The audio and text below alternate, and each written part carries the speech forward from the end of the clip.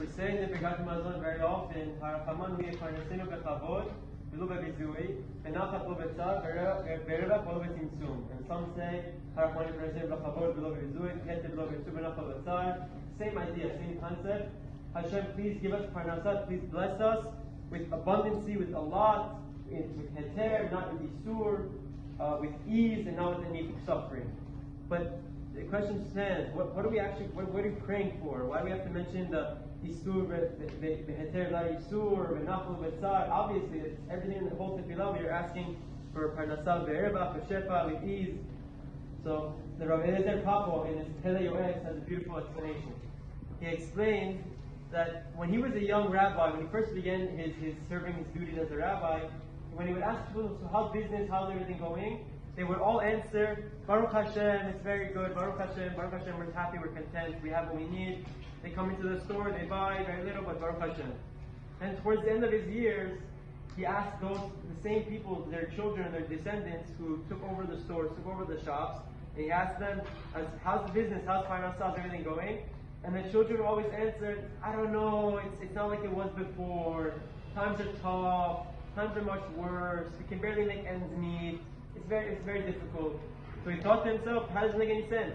In the beginning of my life, 40, 50 years ago, everyone was saying Baruch Hashem. Everyone, even the poorest person was saying Baruch Hashem. Today, when we have so much more, there's so much more Baruch in our lives, they're all saying, it's tough, we don't know, we don't understand. So he looked into the matter and he tried to see what happened, what was different.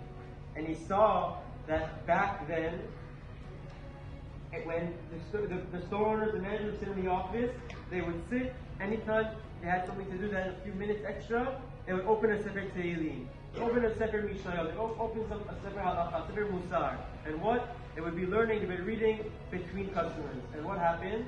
The Yetzer Hara really didn't want them to be learning Torah, so he would send them a customer, so they have to close the Sefer, they have to close the book and deal with business. But at the end of his life, he realized that instead of opening a Tehillim, opening a Mishnayot, opening a Sefer Halakha, the store owners, the managers, they would sit reading newspapers. Back then there was newspapers. Or listening to gossip, or things of the like.